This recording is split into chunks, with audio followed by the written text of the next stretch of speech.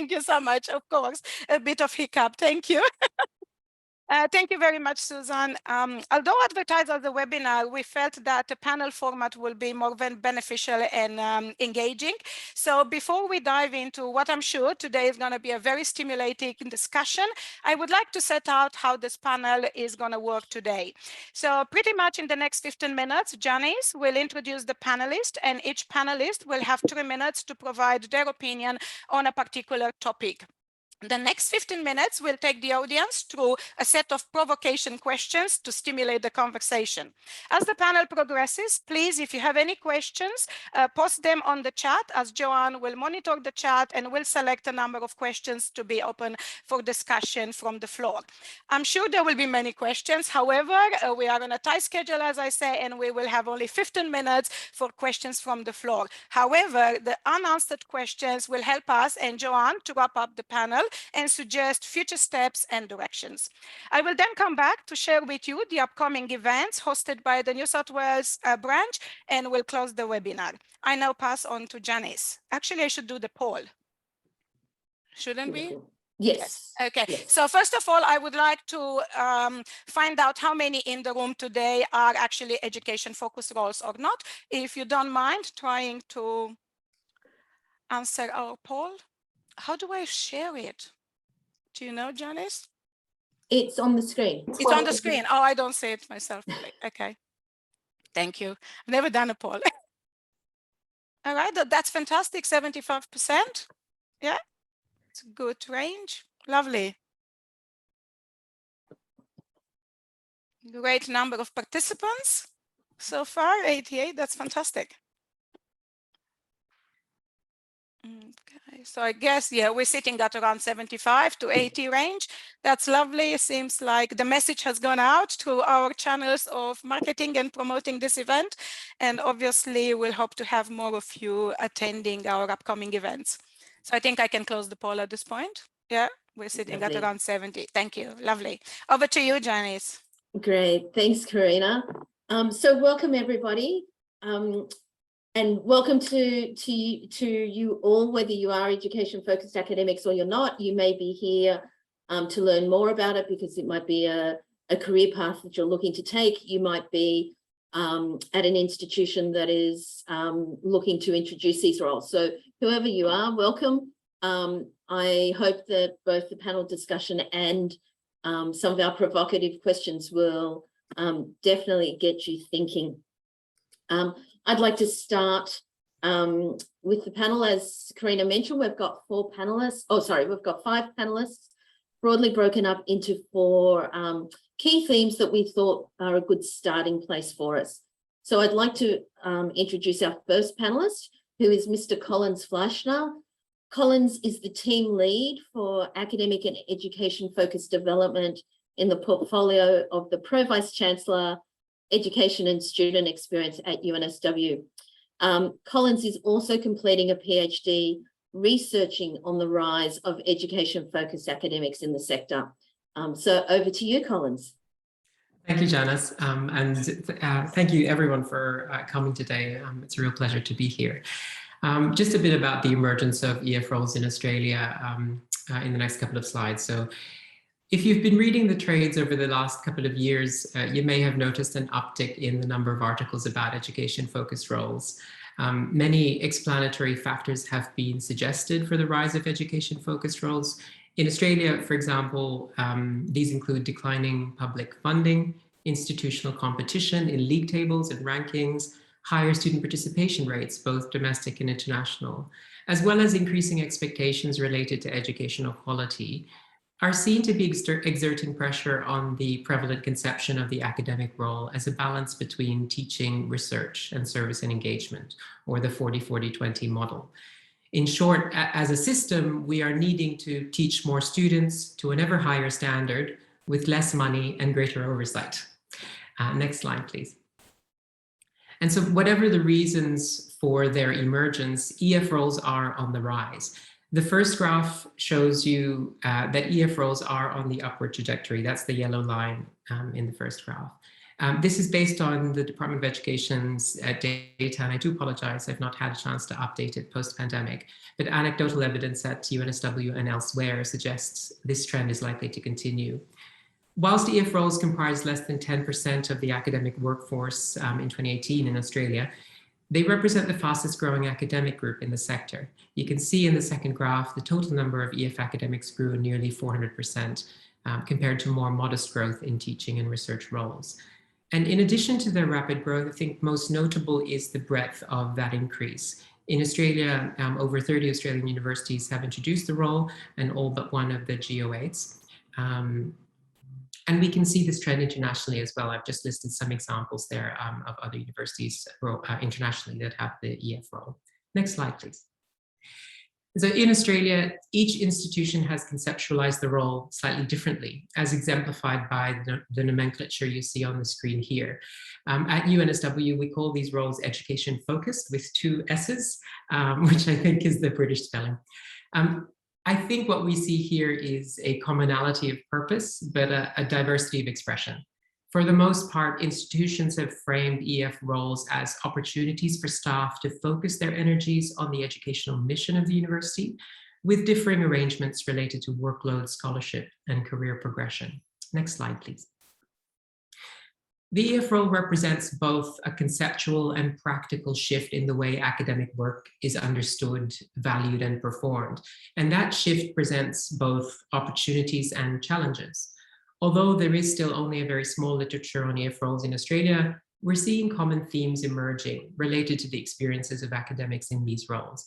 There are practical considerations that are related to workload, SOTL, and educational leadership. But there are also less tangible, but no less important issues that have to do with professional identity, community and belonging, institutional cultures, and role clarity. In short, it's complicated, and it's imperative for institutions to ensure that academics in these roles are provided with support that is cognizant of these different issues. At this point, I'd like to hand over, I think, to Gerry and Sharon, who will talk a bit more about academic identity. Thank you, Collins. And that's a great segue into our next panelist. As Collins mentioned, we've got Dr. Sharon Flecknoe and Associate Professor Gerry Rayner with us. Sharon is Senior Lecturer in the School of Biomedical Sciences and Director of the Biomedical Education Team at Monash University. And Gerry is the Associate Director of Academic Development and Learning Innovations at Swinburne. So I'll hand over to both of you. The topic area that we'd asked both Gerry and Sharon to talk to us about today relates to that issue of academic identity. So over to you both. Thank you. Excellent. Thanks, Janis. I don't actually have any slides, and I don't think Gerry does either. We just really want to talk to you about our journey and how that's affected our academic integrity. You can see what's on my mind, identity. So basically, the journey for me started in 2010 when Monash introduced these education-focused roles. At this time, there was a very clear expectation set out that these people would be leaders in education and they would continue to have scholarly output.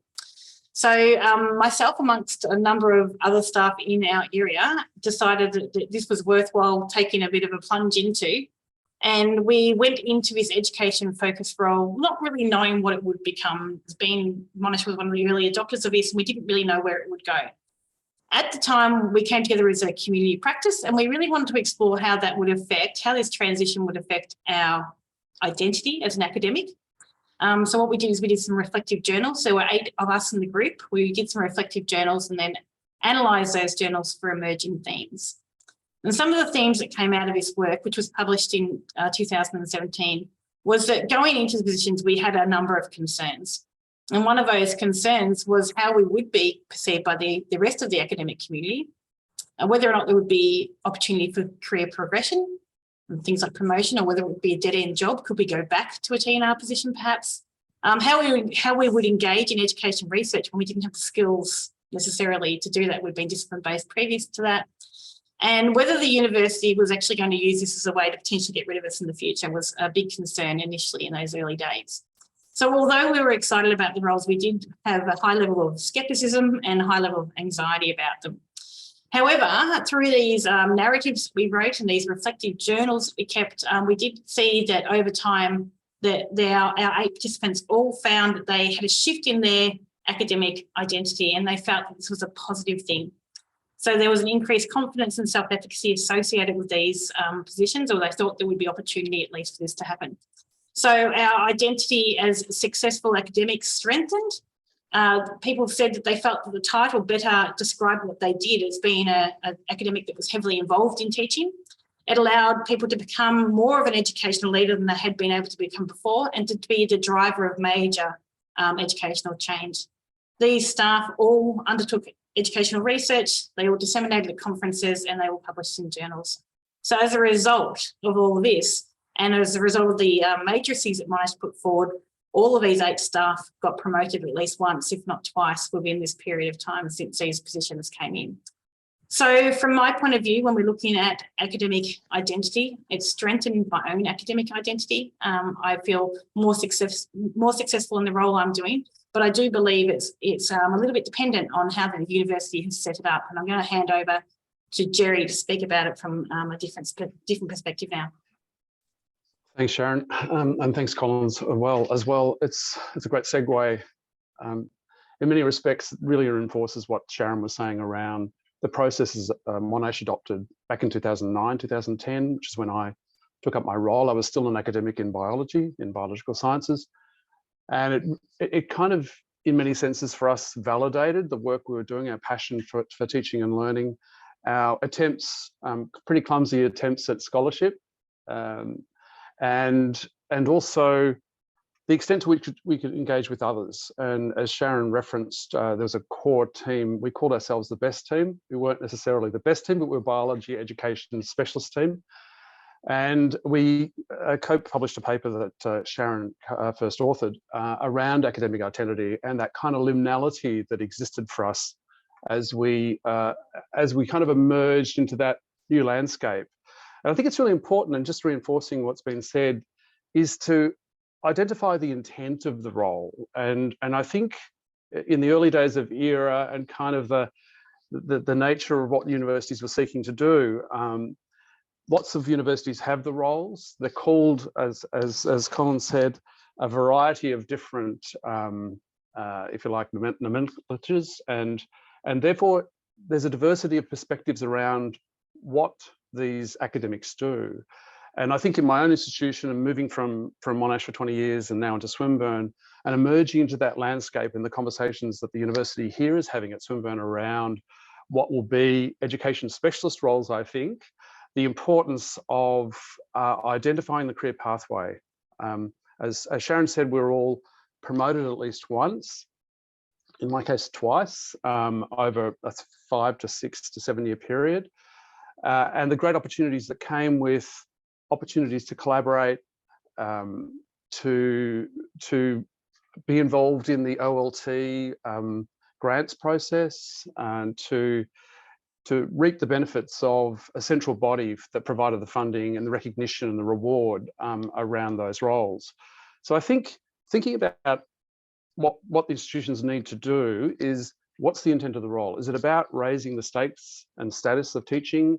Is it about career paths, or is it around research rankings and the levels and recognition that you might get? So I think it's time to hand over to someone else at this stage, but I think it's an opportunity as well as a good point. I mean, Belinda Probert's early work in 2013 around education-focused roles, and what teaching-focused academic roles, and what that meant has been, highly referenced. And I think we're still at a point where we need to think about the value of the role, both to the university sector, to universities themselves, and also the individuals and the students that they're teaching, is really a seminal time in this point of history. So thank you. Great, thanks, Gerry. And we'll come on to some of the questions around what individual institutions can do or should be doing when we go to John. But before we get to John, let me introduce Professor Susan Page again.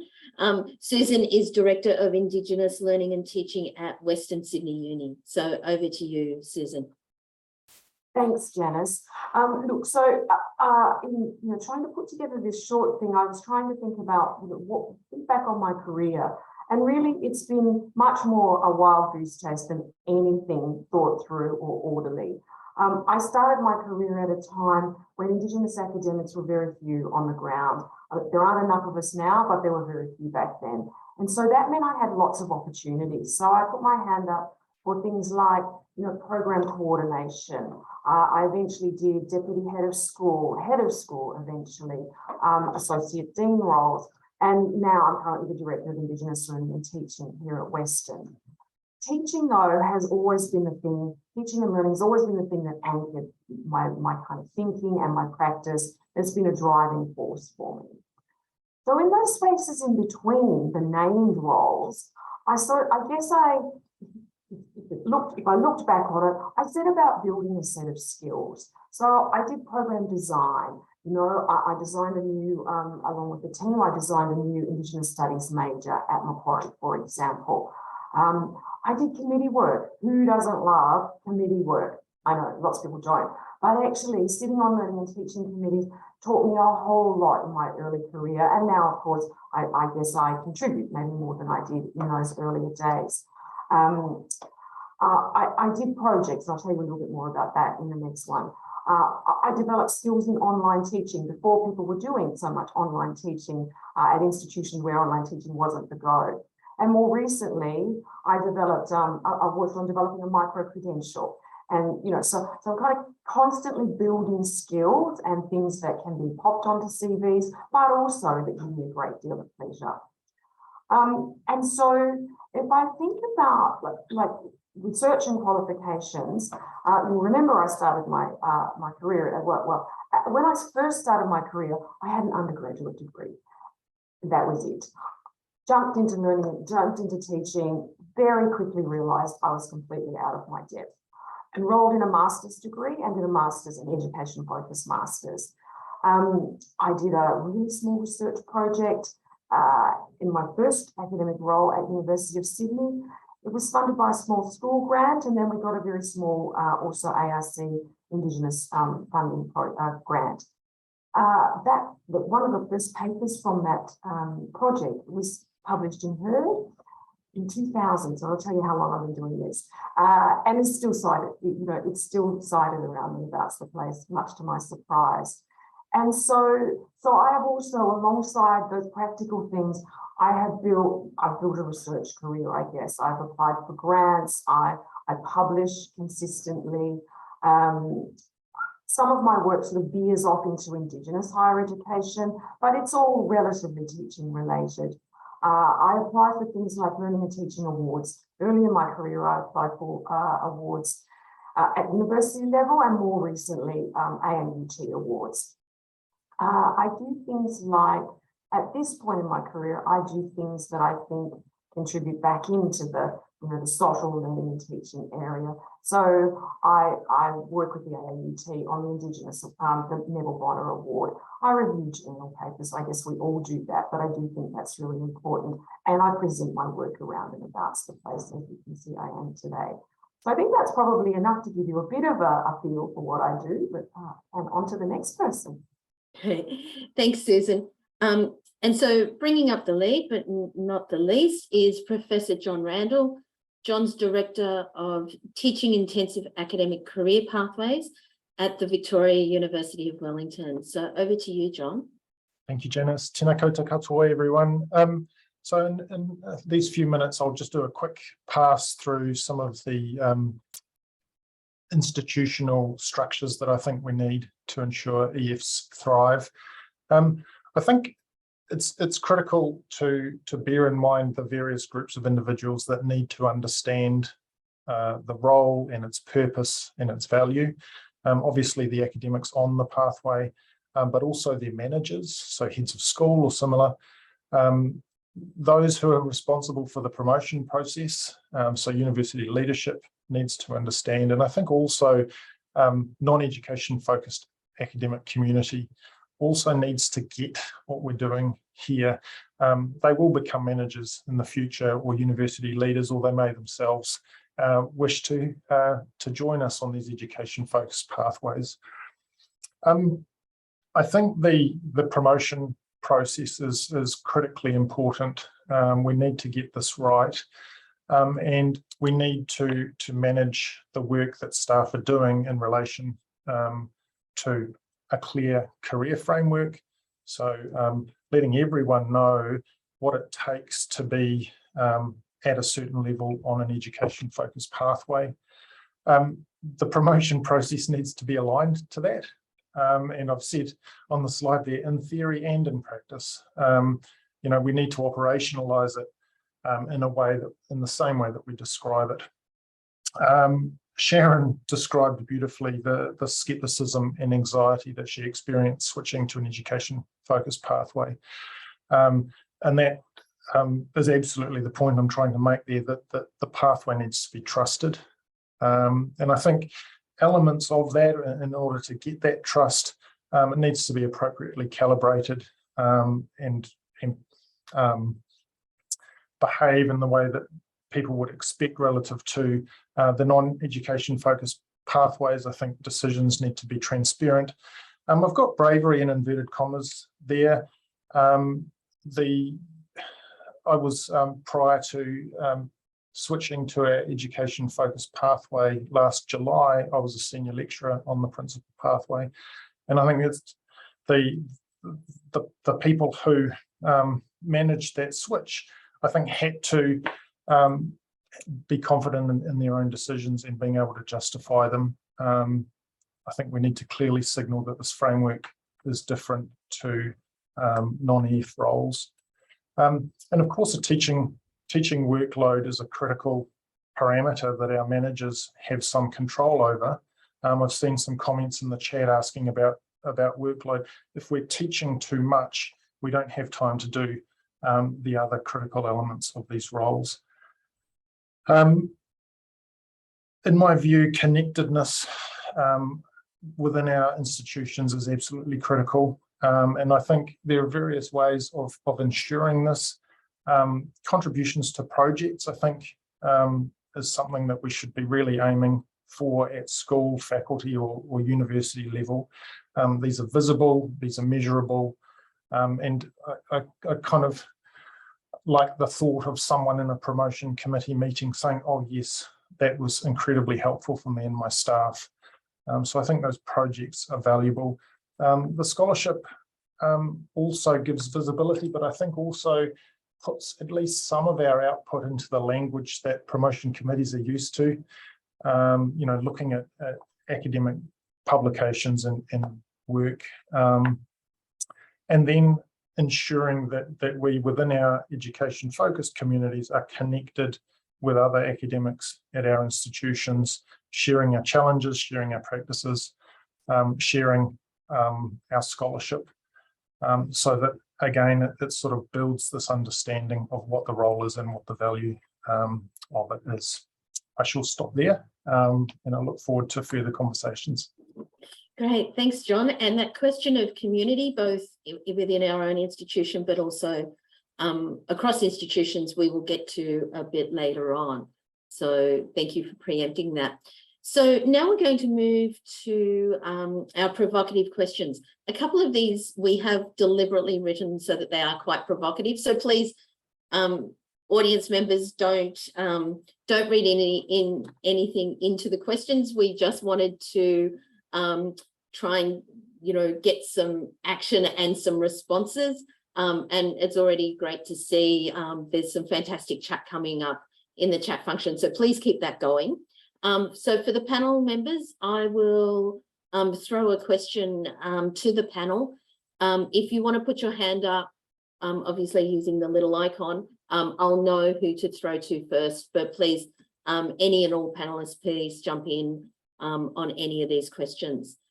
So maybe we might just, I'll lob a nice softball to the panel and say, first question is, do we actually need education-focused academics?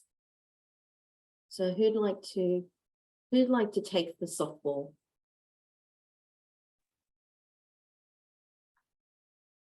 Come on, panelists. Here we go, Gerry, thank you. I just lower my hand. I think absolutely. I think, let's use the words massification now. It's been occurring for the last 2 decades. The workload on teaching and research academics is huge.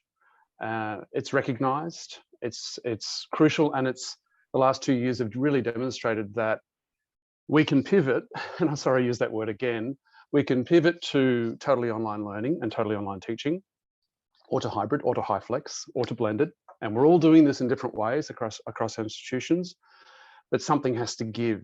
And the vast numbers of students who are emerging into and enrolling into our programs across a great range of socioeconomic domains and diversity in prior learning means that we need to teach more effectively. We need to have employability outcomes and career outcomes, including those around will, that provide more meaningful employment opportunities, employability for our students. And there is a role. It's absolutely, it's really urgent for these sorts of roles, and identifying the key career pathway is also urgent in that space. So yeah, there's a real need for it. Great, thanks, Gerry. Collins, you were next.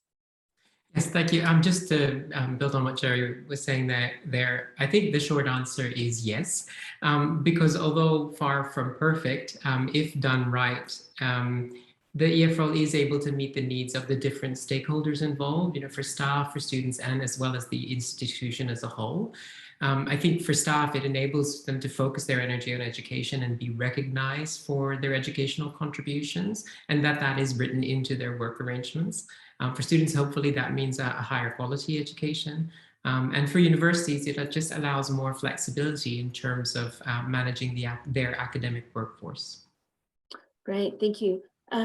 John, you were next. Another vote yes. The academic community in New Zealand is just really buckling under the load. And I think it's just a plain fact that we have different strengths, and this is a role that gives some of us an opportunity to play to that strength. Just as a research intensive or research focused role, again, brings in other individuals into our academic community. So I think it's critical. I think so many of our metrics are at sort of institutional level, and so having a team that sort of is mutually supportive and gets the work done at a level of quality and with some pleasure, I think is one of the great things about these roles. Brilliant, thank you. And Sharon, you're on mute.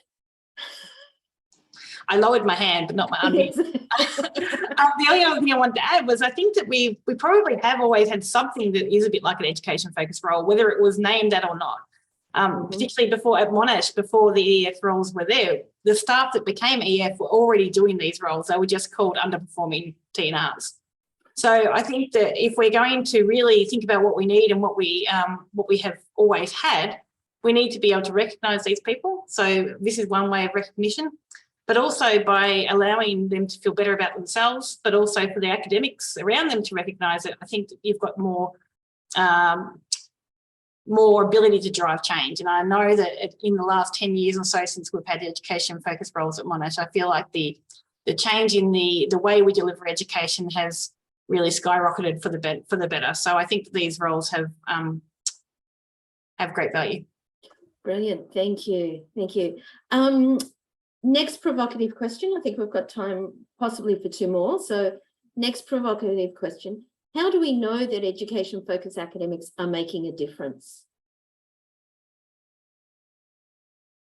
I guess, in your institutions, are there measures? Are we seeing measures, or maybe how could we measure?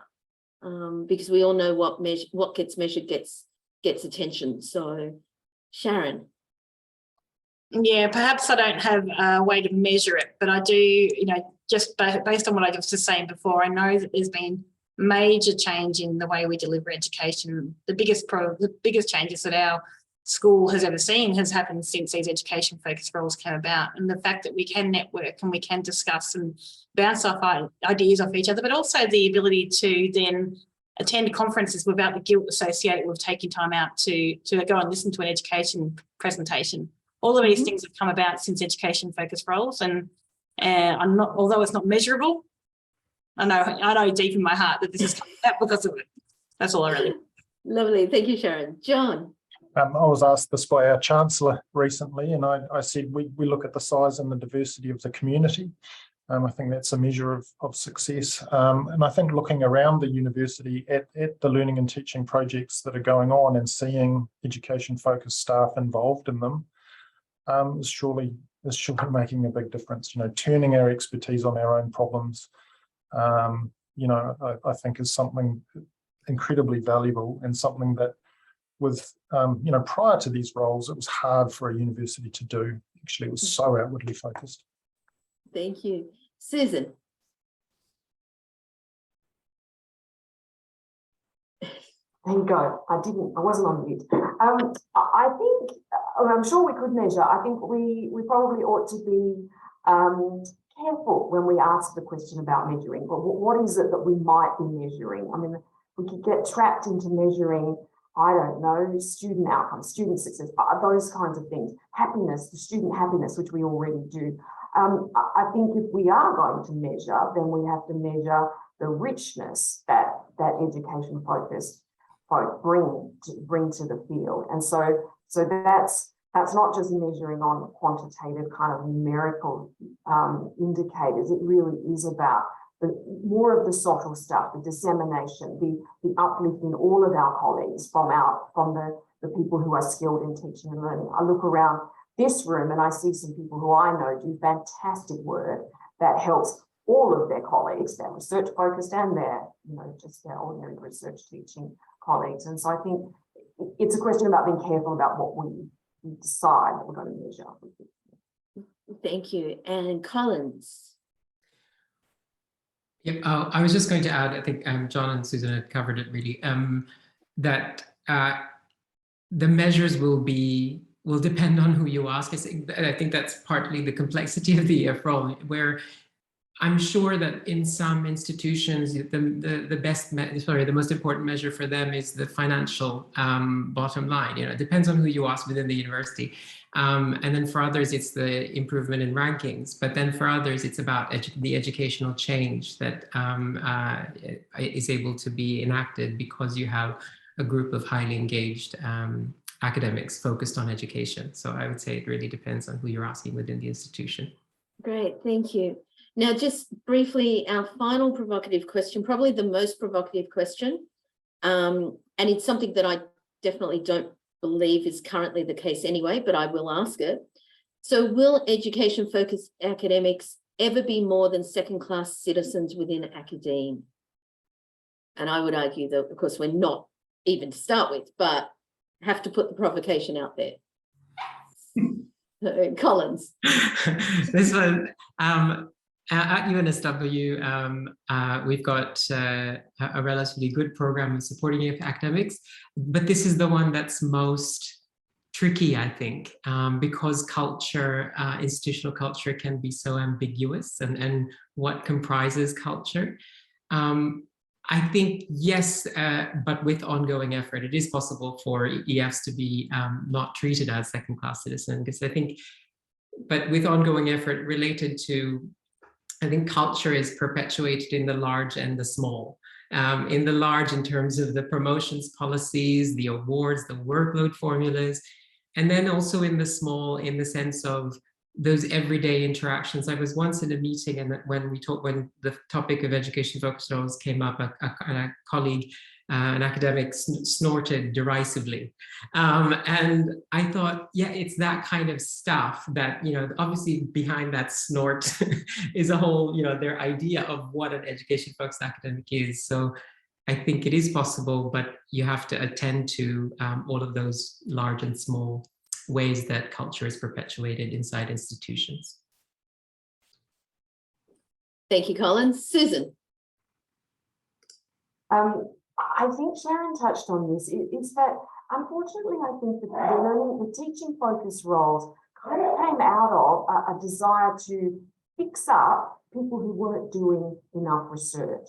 And I think it's really unfortunate that we continue to see, we kind of continue to see learning and teaching through the lens of research and not, or either doing or not doing research. And so research continues to be that that all-important thing in universities. And yet, of course, learning and teaching is really critical. And so, no, of course, we're not second-class citizens, but we do need to pay mind to the things that are valued in institutions like our publications, like our grants, etc.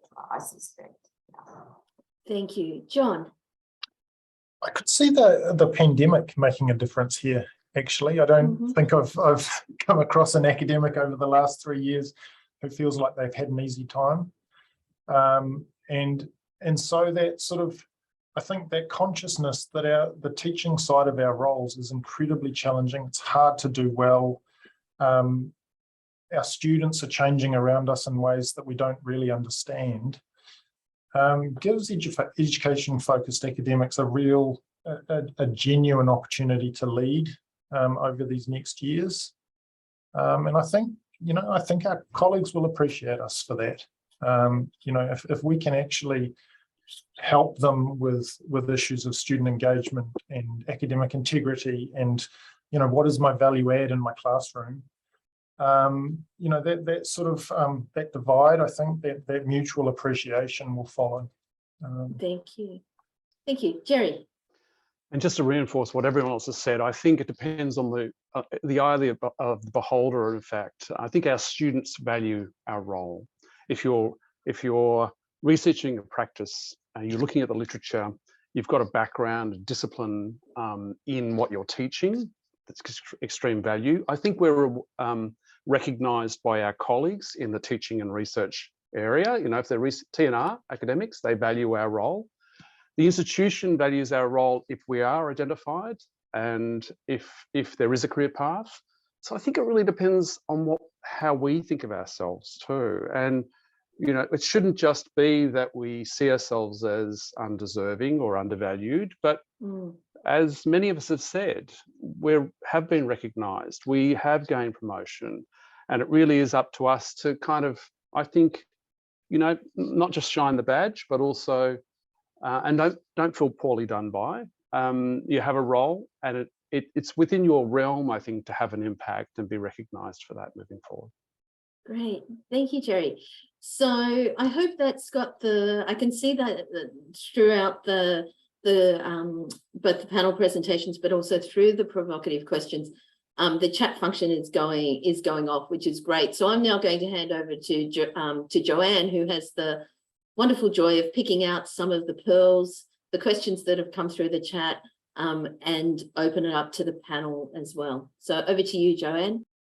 Thanks, Janis. I thought I'd have the easy job, but the amount of activity in the chat, and we have almost got 120 people in the webinar. So it's just a really timely discussion that we're all having. So what I thought I'd do is I go through, I'll pick on some questions, but I might throw it to some specific panelists, and then of course the other panelists can come in and contribute as well. So Susan, I'll put you under notice for the first one. Susan and I obviously know each other well, so I'm quite comfortable to do that. The first question comes about the idea of the importance of generating publications in teaching and learning, establishing collaborations, going to conferences, and how that drives good education focused experience with staff, and obviously hopefully the uplift in the quality of our teaching and learning for our students. Do you want to comment on how important you think these, I'll say, community practices are and have been in your career journey? Yeah, look, as I say, I started with my research pathway, or early in my career, doing that little tiny research project with two other women, all of us scared to death about research and not knowing what we were doing, and and built from there. So we did the project, we started to publish, etc. I think you build this kind of pathway and career probably in a similar way to which you might build the other kind of research career. I publish on my practice, I research on my practice, and I do collaborate with people. I like working in teams. I generally like working with people. And I think that helps. It helps to be able to work with people. I do find, You know, I'm a member of HERDSA, I'm also a member of AARE. I find those communities of practice really useful, particularly in growing our Indigenous kind of research and focused work. AARE has been great with that, and HERDSA increasingly. You know, I worked with some colleagues from across the ditch on a special edition of HERD. That was a great experience. You know, got our work, got people's work out into the public domain on Indigenous learning and teaching. So yeah, did I answer the question, Joe? I think, yeah. And look, the last thing I guess to say is that along with that master's that I did quite a long time ago, I've not long submitted PhD, teaching focused, you know, student learning in Indigenous studies focused PhD. So kind of continuing to, yeah, both do that pathway alongside, yeah, my other research. Yeah. Does any other panelists want to make a comment? Go through, move on to the next question. The next question is about the general research community and how they value education specific research, for instance, on promotion committees. And I think this question probably centres on whether we need to be more active in educating the decision makers and the leaders in our university about what quality teaching and learning indicators look like and how to evaluate. And I'm going to hand this question, I think, over to John. Sorry, John.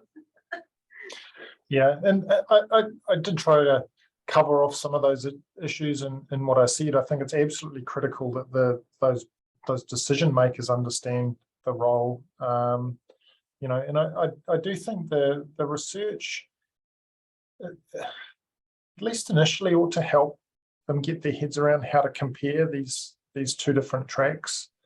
But absolutely that group is key. Just as the staff and their managers, you know, who also have a role in deciding what the portfolio of activity looks like.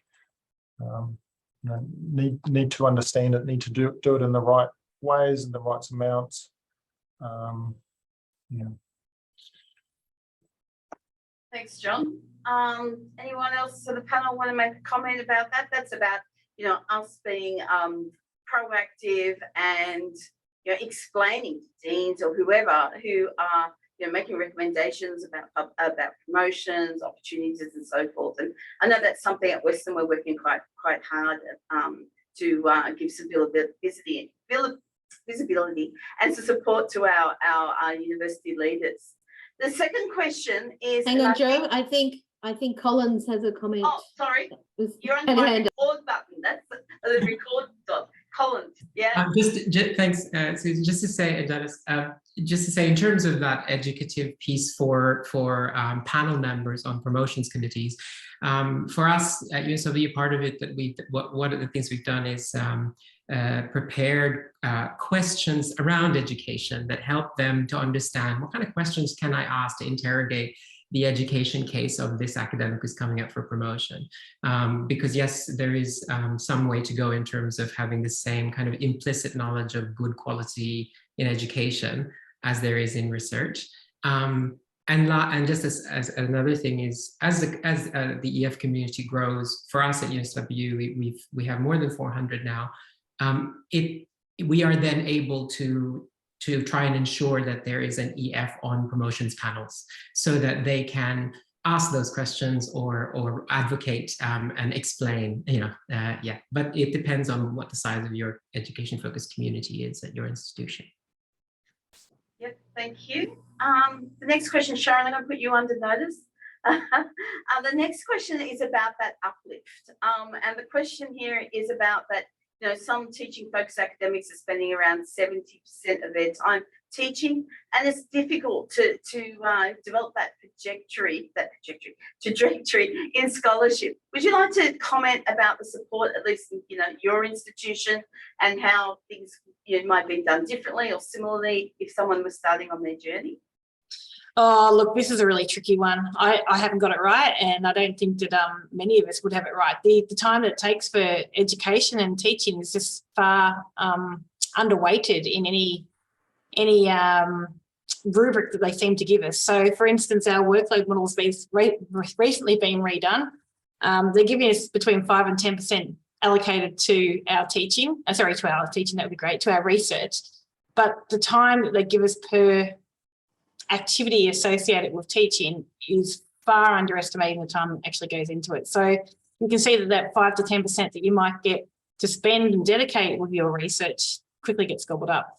In terms of what Monash did early on, we actually had a really good program that was run centrally, where they provided us with mentoring and weekly sessions teaching us how to engage in some pedagogical research or education type research. So taking us from that discipline base where we knew what we were doing, and there were particular research methodologies that we'd always used, and giving us some indication of this may not be appropriate for what you're now looking at. So that was really instrumental, I think, in changing the way people thought, but there's still a lot of work to do. And actually, when we did this research study back in 2011, when we first started it, there was a lot of us saying the same thing, that we felt like we were honours students in a lab without a supervisor and without any peers to help us along the way, to transition from the research that you know so well and you've been mentored through into a world where you don't have that same mentoring was very difficult. So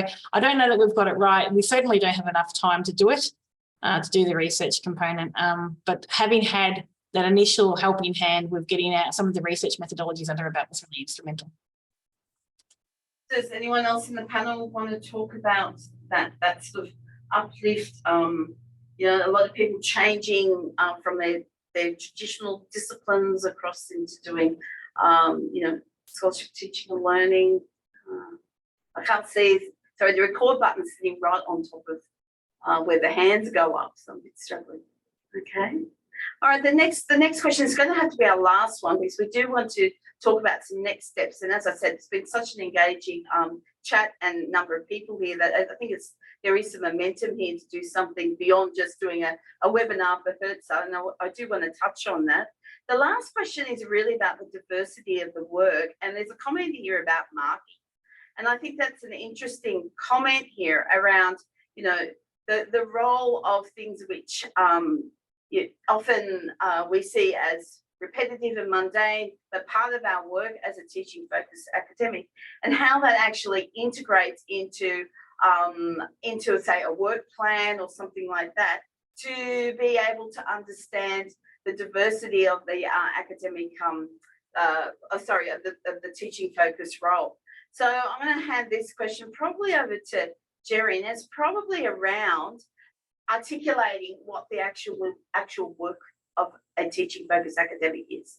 You'll see the question in here is particularly focused on marking and the outsourcing of that to PhD students and so forth.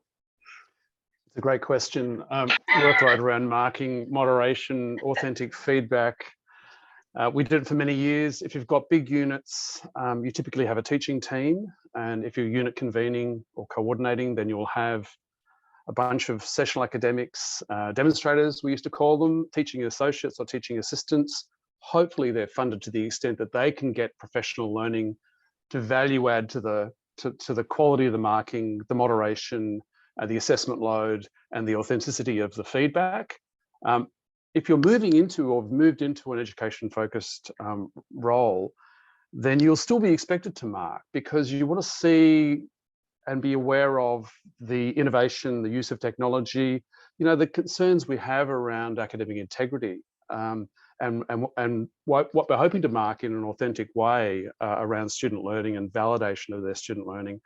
So it's such a great question. I think marking load will always be there, because assessment drives learning, as we know, and how we frame assessment in that way will be really important. We shouldn't be expected to spend 10 to 15 hours of marking per week in a 12-week semester, because it'll just become Groundhog Day moving forward.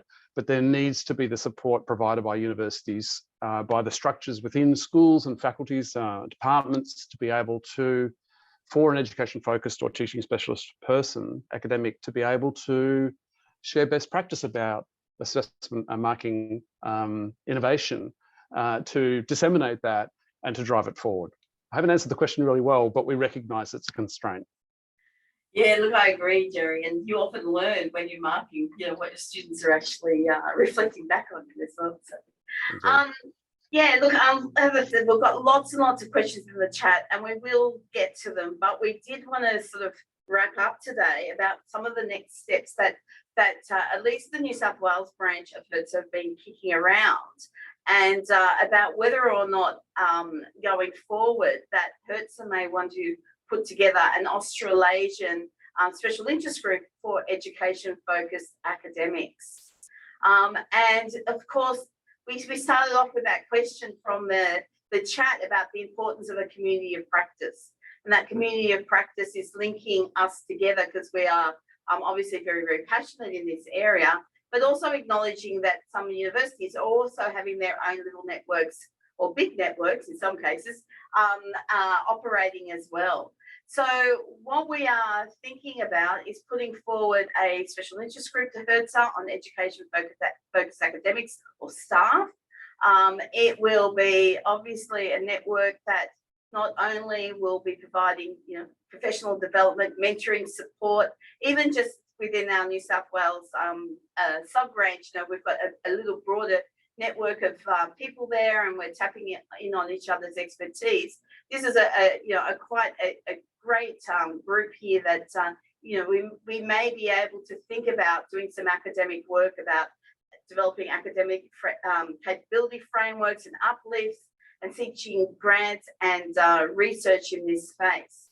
So we're just interested at the end of this webinar today, and we've got a poll, if Corina can put it up, whether or not there is the need or the interest to actually develop a special interest group in this area. I just said, is the poll there? I hope it is. You just see. Corina, is the poll working? Yes, there you go. And then we will be emailing everybody at the end of the webinar today for a little bit of feedback about the evaluation of the webinar, but more also can indicate whether or not you think that there would be interest in a special interest group out of HERTSA around in education-focused academics. And I'm just looking at the webinar here, the poll here, and we've got something like 93% are saying yes out of the 91 participants. So I think that's quite a strong endorsement for us, at least the leaders of this webinar, to go back to HERTSA and put a proposal in for a special interest group. And I might now just hand over back to Janis, I think. Janis, can you just give us a quick update about special interest groups at HERTSA based on what you heard at the conference? But there's very few.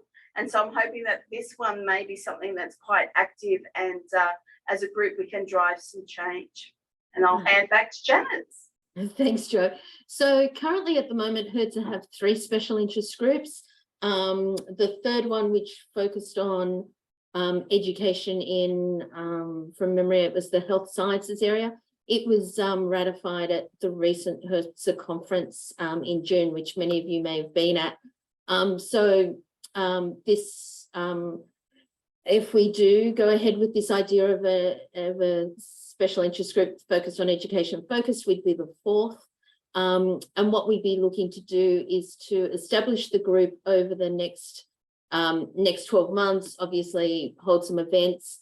And we would in those early meetings, we could talk about, what is it that we're looking out of the group. I can see already in the chat, there's some focus on, it's good as a place to build community. We could potentially run some professional development type of sessions as well. So put your thinking caps on in terms of what you'd actually like out of the special interest group. And then for the group to be formalized, we would take it to the next HERTSA AGM, which will be next year in Brisbane at the conference, for the group to be formally ratified. So we basically get to form the group informally, if you like, first. We then demonstrate that there is interest, engagement in the area, and then we would take it to the AGM to be ratified. And based on the poll results and the fantastic attendance today, it definitely seems like it's something that we would be keen to pursue. Corina, do you want to go to that last slide? Yes. Yep. Excellent. Thank you very much, Janis, Joanne, and all the panelists and everyone who attended today. I think we are approaching the end of this webinar. It looks like it's been very successful with a well overdue conversation and discussion. I would like to remind you that we will conduct an evaluation survey, and there will be a follow-up email that will ask you to do that. You can do it right now by following the link. We also have a number of events coming up for the New South Wales branch, so please join us for a coffee catch-up in September. We have an introduction to SOTL module in October, and also an end of the year event. I think it's very important for those of you that are really interested in this education journey to join us, become member of HERZA, and help New South Wales HERZA branch to grow and do a lot of exciting things for us as a community in the future. So once again, thank you everyone for attending. An email will follow up, and you will have the link to our recording that will be in our New South Wales website as well. Thank you. Thank you, everyone. And thank you to our wonderful panelists too. Thank you.